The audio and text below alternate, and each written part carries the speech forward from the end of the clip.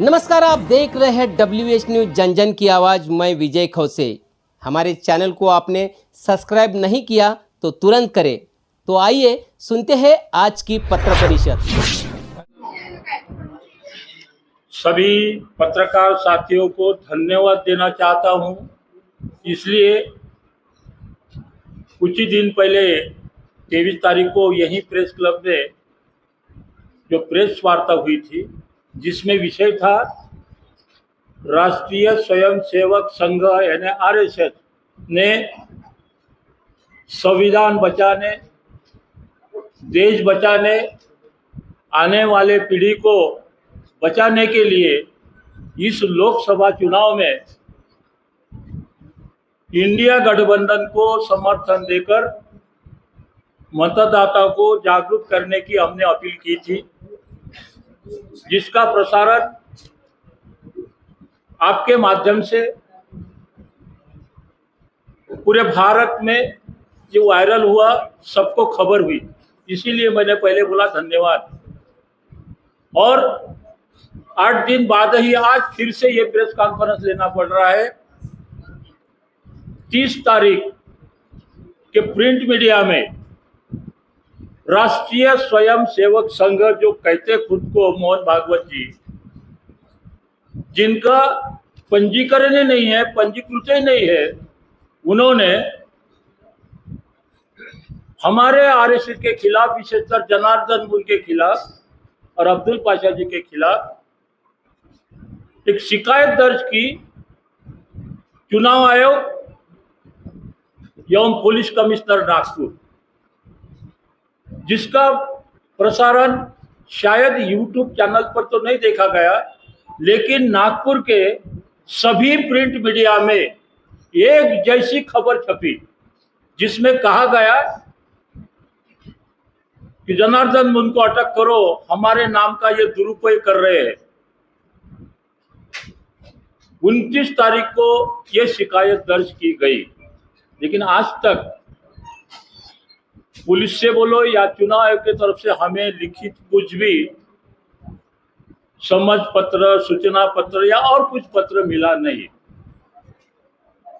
लेकिन पता चला जो 29 तारीख को इन्होंने कंप्लेंट की, शिकायत की, उसकी कॉपी हमारे पास मिली। अब आप पत्रकार भाइयों को यह बताना हमारा फर्ज होता है, इसीलिए मैंने बोला कि आज के आज ही हम मजबूर क्यों हुए प्रेस कॉन्फ्रेंस देने के लिए। ये राष्ट्रीय स्वयंसेवक संघ जो मोहन जी भागवत चलाते हैं, जो पंजीकृत नहीं है, ये उनका लेटर हेड है। यहाँ लिखा है राष्ट्रीय स्वयंसेवक संघ। कहीं भी कोई भी लेटर पैड पे ये छपा जाता है कि कोई भी संस्था होती है जिनका नाम दुनिया में होता है, शहर में होता है, उसको पंजीकृत करना यह अनिवार्य होता है, जिनका कारोबार चलता है। और विशेषकर मैं ये कहूँगा इस वक्त कि अगर यह संस्था पंजीकृत है तो उन्होंने यहाँ पे रजिस्ट्रेशन नंबर देना जरूरी था। अगर वो नहीं है तो आप सब विदित है, आप सबको मालूम है कि ये श्री मोहन जी भागवत को इसी सरकार ने, भारत सरकार ने, महाराष्ट्र सरकार ने Z+ सुरक्षा दी है, जिसको वो संघ बिल्डिंग बोलते हैं। वो संघ बिल्डिंग को CISF सुरक्षा दी है, जिस पर जनता का करोड़ों रुपए खर्चा हर महीने होता है। हमें आज इस प्रेस के माध्यम से हम ये बताना चाह रहे हैं कि यह अनरजिस्टर्ड संस्था पर ये जनता का करोड़ों रुपए का जो भुगतान हमको भरना पड़ रहा है, ये तो सरकार कर ही नहीं सकती, लेकिन ये हो रहा है। इस लेटर हेड पे नाम लिखा है एक राजेश लोया, और यहाँ पे जो कंप्लेंट दर्ज की गई, यहाँ पे कोई एक रविंद्र बोकारे करके कोई है, उनकी साइन है, ये रविंद्र बोकारे। आज ये पता चला कि जिस लेटर हेड पे जिसका वो रहता है वही साइन कर सकता, लेकिन यहाँ पे उन्होंने ये साइन किया रविंद्र बोकारे। मतलब ये राष्ट्रीय स्वयंसेवक संघ की जो शिकायत है वो फर्जी है, वो बेबुनियाद हम उसको मानते हैं और इनके पास कोई रजिस्ट्रेशन नहीं होने से इनको अधिकार नहीं है। फिर भी इन्होंने मेरे खिलाफ, हमारे आरएसएस के खिलाफ जो शिकायत दर्ज की वो शिकायत बोगस, बनावट है, झूठी है। हमारे पास क्या है आप सबको हम बताना चाहेंगे। हमारे पास क्या है, हमारे राष्ट्रीय स्वयंसेवक के पास क्या है। हमारे पास ये 28/8/2017 जिस दिन हमने हमारा राष्ट्रीय स्वयंसेवक संघ नामक संस्था ऑनलाइन दर्ज की है, अधिकृत की है, दायर की है, जो महाराष्ट्र सरकार ने ये हमें प्रमाण पत्र दिया था, जिसमें 13 लोगों के नाम। ओरिजिनल नहीं लाए। बाद में आपको जवाब देते हैं, आप थोड़ा शांत रहिए, आपको बाद में मैं जवाब देता हूँ। नंबर 1। नंबर 2, जो प्रिंट मीडिया में खबर छप के आई 30 तारीख को, चैरिटी कमिश्नर ने मंजूर नहीं किया, हाई कोर्ट ने मंजूर नहीं किया, सुप्रीम कोर्ट ने रिजेक्ट किया, फिर भी ये कैसे चला सकते हैं। इसलिए ये बोगस है, बनावट है, ऐसा प्रिंट मीडिया में छपकर आया। ठीक है। उसके बाद जो सच बात है वो उन्होंने छुपाई, वो वहां बताई गई नहीं। उसके बाद 21 अक्टूबर 2020 को उन्होंने नागपुर चैरिटी कमिश्नर ऑफिस में एक शिकायत दर्ज की हमारे खिलाफ। उन्होंने क्या बोला उसमें कि जनार्दन मोहन ये जो आरएसएस चला रहे, ये आरएसएस तीनों जगह, कहा, चैरिटी कमिश्नर में, हाई कोर्ट में और सुप्रीम कोर्ट में भी इनकी अपील रिजेक्ट की गई, फिर भी ये हमारे नाम का उपयोग कर रहे। हमने एक ही आर्गुमेंट किया चैरिटी कमिश्नर ऑफिस में। चैरिटी कमिश्नर ऑफिस में कंप्लेंट करने का अधिकार सिर्फ उन्हीं को होता है जिनकी संस्था रजिस्टर होती है। गली में कोई भी संस्था बनाएगा, रजिस्ट्रेशन नहीं लेगा और वो आपके दरबार में आता है तो उस पर आप आर्गुमेंट या दखल ले नहीं सकते, ये हमारा दावा है। इसका जवाब हमने चैरिटी कमिश्नर को मांगा, उनके पास इसका जवाब नहीं था।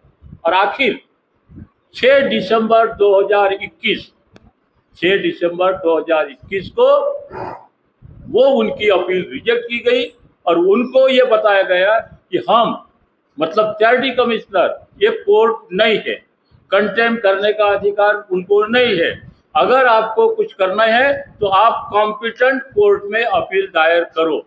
ये डिसीजन हुआ 6/12/2021 को। उसके बाद आज 6/12/21 के बाद आज 24 लग गया, अभी तक वो कॉम्पिटेंट कोर्ट में गए नहीं। इसका मतलब आज भी हम राष्ट्रीय स्वयंसेवक संघ का नाम वापरने का हमारे पास अधिकार है। और इसीलिए आज ही थोड़ी देर पहले, 1 घंटा पहले, मैं जिस एरिया में रहता हूँ, नागपुर के यशोधरा नगर पुलिस स्टेशन के जुरिडिक्शन में आता है मेरा घर, हमने वहाँ पे ऑफिस कंप्लेंट दर्ज की है कि हमारे राष्ट्रीय स्वयंसेवक संघ का नाम का मोहन भागवत, राजेश लोया और रविंद्र बोकारे दुरुपयोग करके उनके खिलाफ 316, 319, 505 के तहत उन पर अपराध दर्ज करे। यही अभी हम देखे आए और इसीलिए ये सारी बातें बताने के लिए आपके पास आए कि आप भी हमारे भरोसे, हम प्रेस में पैसे भरना और या प्रेस कॉन्फ्रेंस लेना और हमारा कुछ बताना, ये हम नहीं समझते।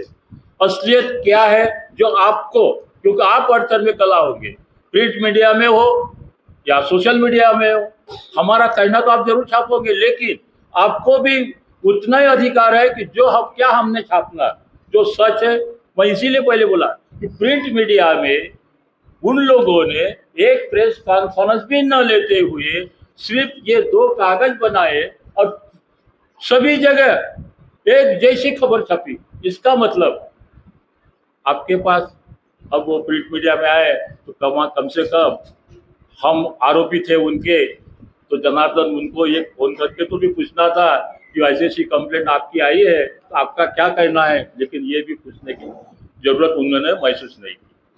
हरकत में जो भी है सच्चाई ये आपके सामने हमें बयां की है। अगर आपको कुछ उसके बारे में होना तो पाशा जी का नंबर शायद आपके पास होगा, तो पूरी PDF आपको हम पाशा जी की तरफ से आप ले सके। धन्यवाद। आपके नाम पे हुआ है कि नहीं हुआ है? आपने जब ऑनलाइन अप्लाई किया उसके बाद आपको रजिस्ट्रेशन नंबर बोलिए सर, मैं जवाब देता हूँ। बोलिए, आपका सवाल सुन नहीं पाया। आप लोगों ने जब ऑनलाइन अप्लाई किया रजिस्ट्रेशन के लिए के नाम के लिए, तो उसका सर्टिफिकेट रजिस्ट्रेशन नंबर वगैरह आप लोगों के अलॉट हुआ है कि नहीं हुआ है?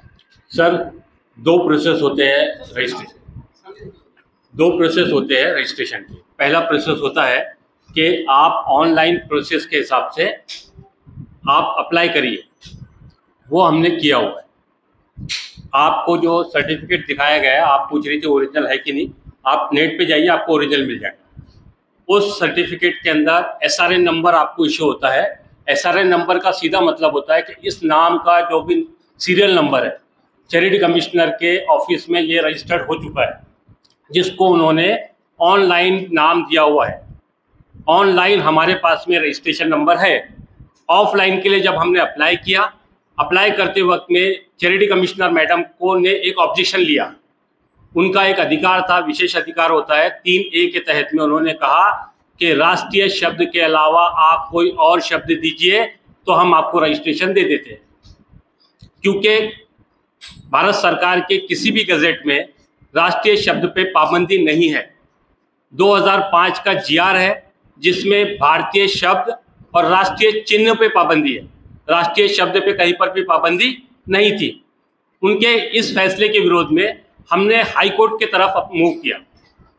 हाई कोर्ट में जब ये पिटीशन गई तो हाई कोर्ट ने ये कहा कि चैरिटी कमिश्नर का एक स्पेशल पावर है और उनको अगर ये लगता है कि ये चीज़ें नहीं होना चाहिए तो आप जो कॉम्पिटेंट अथॉरिटी है, यानी जो उनसे ऊपर वाली अथॉरिटी है, उनके साथ आप कम्युनिकेट कीजिए, आप उनका ऑर्डर पढ़ लीजिए। उसके बाद में हम सुप्रीम कोर्ट गए। सुप्रीम कोर्ट ने कहा 81J के तहत में ये सुप्रीम कोर्ट के ज्यूरिडिक्शन में नहीं आता है, ये आपको वहाँ के स्टेट गवर्नमेंट से NOC लेके इस पे बात आपको अप्रूवल लेना पड़ेगा। हमने उसके बाद में स्टेट गवर्नमेंट की तरफ राष्ट्रीय शब्द पे पाबंदी है या नहीं है जब मांगा तो उन्होंने हमें GR दिया कि इस तरह की कोई पाबंदी नहीं है। अब क्योंकि ब्यूरोक्रेसी में उनके लोग बैठे हुए हैं, इसको बोलते हुए हमको कोई शंका कुशंका नहीं है, इसलिए थोड़ी तकलीफ है। समय दीजिए, आपको ऑफलाइन भी हम इसी प्लेटफॉर्म से हाथ में लेके दिखाएंगे। सेकंड चीज़ कि रजिस्ट्रेशन का जो प्रोसेस है वो तमाम लोगों के लिए एक जैसा होता है।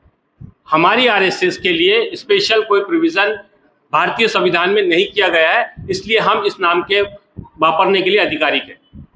रहेगी बात कि उसके बाद में उनके दो लोगों ने, उस RSS के तरफ से दो लोगों ने चैरिटी कमिश्नर ऑफिस में, नागपुर चैरिटी कमिश्नर ऑफिस में कंप्लेंट दर्ज किया कि जनार्दन मून ग्रुप को RSS नाम वापरने पे पाबंदी लगाई जाए। 1 साल हियरिंग चली।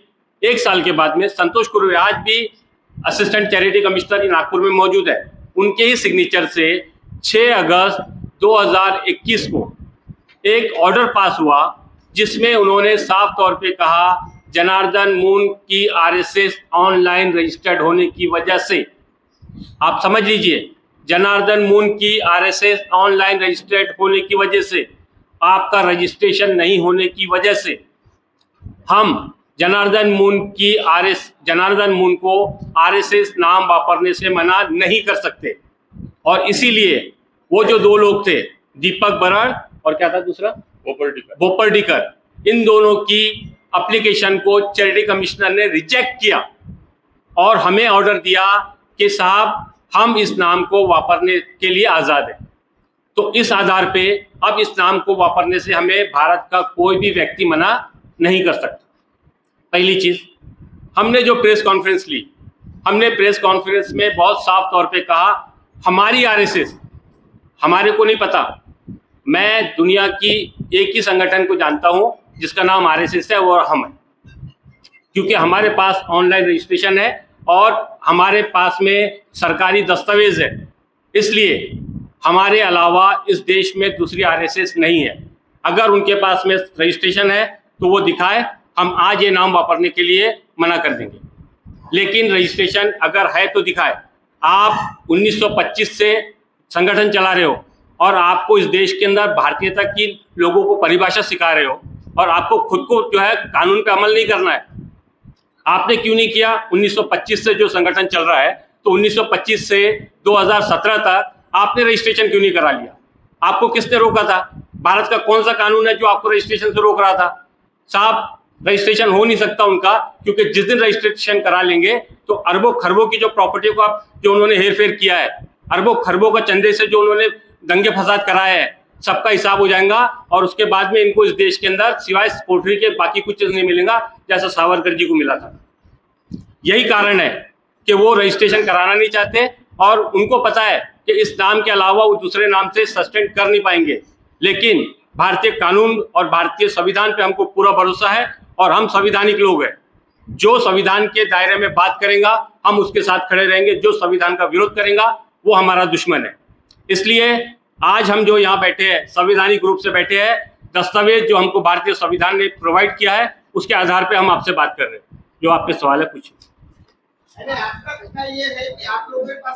एक एक सवाल कीजिएगा, दो लोग एक साथ नहीं करना, एक एक करके। आपके पास में जो रजिस्ट्रेशन के डॉक्यूमेंट्स है और जो आरएसएस के संस्था जो चला रही है उनके पास कोई डॉक्यूमेंट्स नहीं है, ये आप लोगों का दावा है, तो उन लोगों ने भी आप लोगों को कभी डॉक्यूमेंट्स के लिए कभी ऑफर किया कि हमारे डॉक्यूमेंट भी आप चेक करो करके? सर, जिनके पास डॉक्यूमेंट रहते हैं तो ही वो डॉक्यूमेंट्स ऑफर करेगा। जिनके पास डॉक्यूमेंट नहीं हो रहे, हम ये उनका रजिस्ट्रेशन नहीं है, ये हम नहीं बोल रहे हैं। मंत्रालय से देवेंद्र फडणवीस की सरकार थी और उनके लोगों ने हमको माहिती अधिकार में ये जानकारी दी 2017 में कि राष्ट्रीय स्वयंसेवक संघ नाम का इस देश में कोई भी संस्था रजिस्टर्ड नहीं है। उसके बाद ही ये रजिस्ट्रेशन का प्रोसेस हुआ है। अगर ये नाम ऑलरेडी रजिस्टर्ड रहता तो ऑनलाइन भी कहीं रजिस्ट्रेशन हो नहीं सकता था, ये तय। आपने 23 तारीख को प्रेस कॉन्फ्रेंस में क्या कहा था जिसपे वो आक्षेप आया है? सर एक मिनट, मैं आपको मुन साहब देंगे जवाब देने के लिए मैं होना चाहिए। मुन साहब से आप, सर मैं भी कार्यकारी राष्ट्रीय अध्यक्ष हूँ, आप इसकी टेंशन मत लीजिए और जो भी बात कर रहा हूँ आधिकारिक रूप से कर रहा हूँ। हमने 23 तारीख को बहुत साफ कहा, हमारी आरएसएस संविधान के अनुरूप चलने वाले गठबंधन के साथ में काम करने के लिए तैयार है। हमने भारत में जो विपक्षी दलों का इंडिया अलायंस बना है उसको हमारी आरएसएस की तरफ से हमने उनको समर्थन जाहिर किया। उसके अलावा हमने कहीं पर भी कोई और चीज़ों पे बात नहीं की। इंडिया अलायंस में कांग्रेस भी है, एनसीपी भी है, आम आदमी पार्टी भी है, शिवसेना भी है, उनके बाकी घटक दल भी है जिसमें फारूक अब्दुल्ला भी है, अखिलेश यादव भी है, तमाम लोग हैं। तो हमारा 2.5 लाख प्लस जो कैडर ज़मीन पे काम कर रहा है हमारे आरएसएस का, ये इंडिया गठबंधन के लिए वोट मांगेगा, घर घर जाके मांगेगा। हम किसी भी चुनावी सभा का हिस्सा नहीं होंगे, हमने यही कहा है। इसके अलावा वहाँ पर हमारे तरफ से कोई ऐसी आपत्तिजनक बात नहीं की गई है जिस पे उनको इतनी बौखलाहट की जरूरत थी। जी, आपने कहा कि चैरिटी कमिश्नर ने ऐसा कहा आप लोगों से कि आप लोगों को ऑलरेडी रजिस्टर्ड किया हुआ है, आप लोगों से इसीलिए हम उनकी सुनवाई नहीं कर सकते। क्या इस तरीके का कुछ रिटर्न में दिया गया आपकी? सर आप चैरिटी कमिश्नर में जाइए, 6 दिसंबर 2021 का ऑर्डर निकालवा लीजिए। ये रिटर्न की बात कर रहा हूँ मैं, कहीं पर भी आपको मौखिक रूप से बात नहीं करते हम लोग। ये दस्तावेज में दिखाया ना सर, मैंने जो आपको दिखाया है ये कॉपी है, ये कॉपी है। इसमें साफ तौर पे लिखा हुआ है कि as this authority is not disengaged as a court, it is not proper to go into the definition of the civil और criminal contempt by the authority.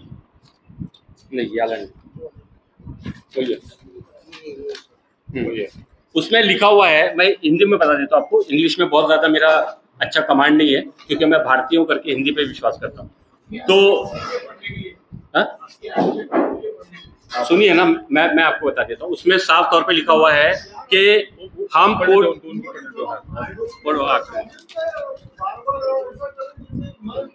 नहीं, एक मिनट सर, वो कॉपी आपको ऑलरेडी मैं देने वाला हूँ, तो आप क्यों टेंशन ले रहे हो उसका? हाँ, पढ़िए।